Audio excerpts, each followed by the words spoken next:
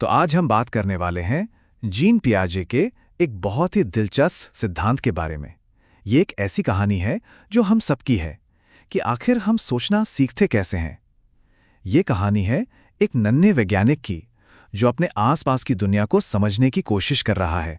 असल में यही वो सवाल है जिसके इर्द गिर्द पियाजे का पूरा काम घूमता है। मतलब ज्ञान की वो पहली ईंट आखिर रखी कैसे जाती है। चलिए आज इसी फैसिनेटिंग पहेली को सुलझाते हैं। अच्छा, तो पियाजे का जो सबसे बड़ा आइडिया था वो था रचनावाद यानी कंस्ट्रक्टिविज्म। उनका मानना था कि बच्चे कोई खाली बर्तन नहीं होते जिनमें हम बस जानकारी भरते चले जाएं। नहीं, बिल्कुल नहीं। वो तो खुद अपनी समझ बनाते हैं, एक्टिव बिल्डर्स हैं। हर बच्चा एक नन्हा वैज्ञानिक है जो लगातार खोजबीन करता है और अपनी दुनिया को खुद बनाता है। तो सवाल ये है कि इस नन्हे वैज्ञानिक के पास कौन से टूल्स होते हैं। पियाजे ने हमें कुछ ऐसे बेसिक कॉन्सेप्ट्स के बारे में बताया जो समझिए सीखने की पूरी प्रक्रिया को पावर देते हैं। तो सबसे पहला और ज़रूरी टूल है स्कीमा। इसे अपने दिमाग का एक फाइलिंग सिस्टम समझिए। जब भी कोई बच्चा कुछ नया सीखता है तो वो उसे अपने दिमाग में पहले से बने हुए एक मानसिक फोल्डर में यानी स्कीमा में फिट करने की कोशिश करता है। जैसे मान लीजिए एक फोल्डर है बिल्ली नाम का, जिसमें जानकारी है 4 पैर, 1 पूंछ और न्याऊ की आवाज़। अब दिलचस्प बात यह है कि नई जानकारी फाइल होती कैसे है। इसके 2 तरीके हैं।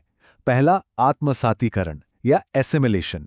जब बच्चा एक कुत्ते को देखता है जिसके भी 4 पैर और 1 पूंछ है तो वो उसे बिल्ली कहकर पुराने फोल्डर में ही फिट करने की कोशिश करता है। पर जब उसे बताया जाता है कि अरे ये तो भौंकता है, म्याऊं नहीं करता, तब होता है समायोजन या अकोमोडेशन। मतलब वो समझता है कि पुरानी फाइल काम नहीं करेगी और दिमाग में कुत्ते का एक नया फोल्डर बना लेता है।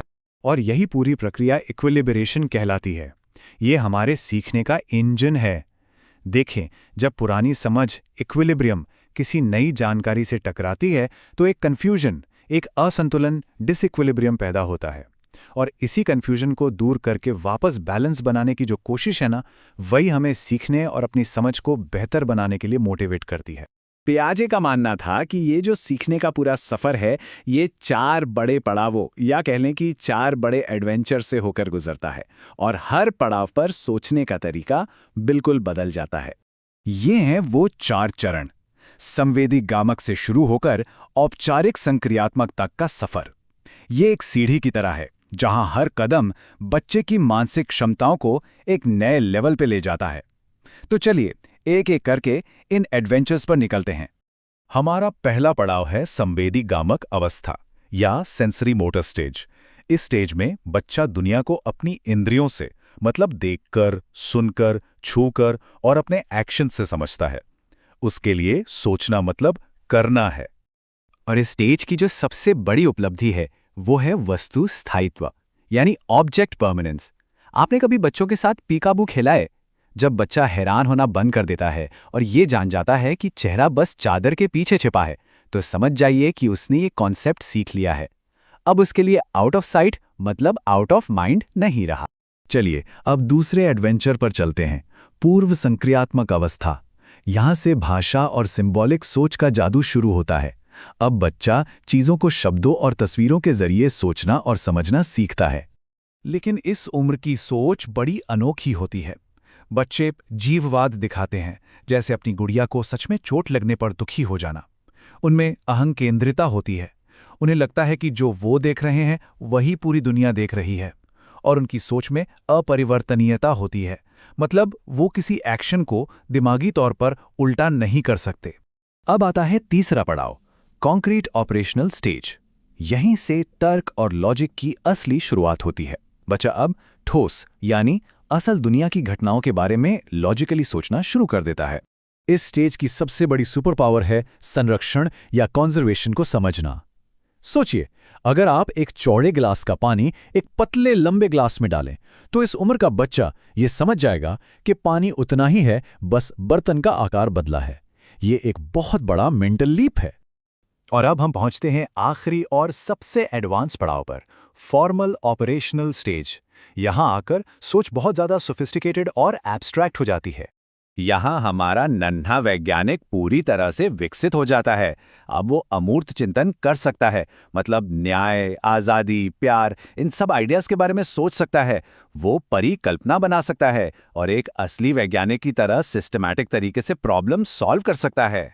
हाँ, ये समझना भी जरूरी है कि पियाजे का सिद्धांत ही अकेला नजरिया नहीं है। विकास को समझने के और भी नक्शे हैं, और उनमें से एक बहुत जरूरी नाम है वाइगॉत्स्की का। तो पियाजे और वाइगॉत्स्की में एक बुनियादी फर्क है। पियाजे के लिए बच्चा एक अकेला वैज्ञानिक है जो खुद खोज करता है, मतलब बच्चे का विकास पहले होता है और फिर वो सीखता है। जबकि वाइगॉत्स्की के लिए सीखना एक सामाजिक काम है जो दूसरों की मदद से होता है। उनके हिसाब से सीखना पहले होता है और यही सीखने की प्रक्रिया बच्चे के विकास को आगे बढ़ाती है। तो इस पूरे सफर के बाद हमें क्या पता चला? पियाजे के सिद्धांत से हम कौन सी जरूरी बातें अपने साथ ले जा सकते हैं? शायद सबसे बड़ी सीख यही है, बच्चे सिर्फ जानकारी में हमसे कम नहीं होते, बल्कि उनका सोचने का तरीका ही हमसे बिल्कुल अलग होता है। वो दुनिया को एक अलग ही चश्मे से देखते हैं, और ये समझना बहुत बहुत जरूरी है। तो इसका हमारे लिए क्या मतलब है? इसका मतलब है कि हमारा काम बच्चों को सिर्फ जवाब रटाना नहीं, बल्कि उन्हें सवाल पूछने और खुद जवाब खोजने के लिए मौके देना है। हमें एक ऐसा माहौल बनाना है जहां वो एक्सपेरिमेंट कर सकें, गलतियां कर सकें और अपने अंदर के उस नन्हे वैज्ञानिक को बड़ा कर सकें। तो अगली बार जब कोई बच्चा खेलता हुआ या कोई अजीब सा सवाल पूछता दिखे, तो याद रखिएगा, एक महान वैज्ञानिक अपने काम में लगा है। और सोचने वाली बात यह है कि हम सब मिलकर उस नन्हे वैज्ञानिक को उसकी अगली बड़ी खोज करने में मदद कैसे कर सकते हैं।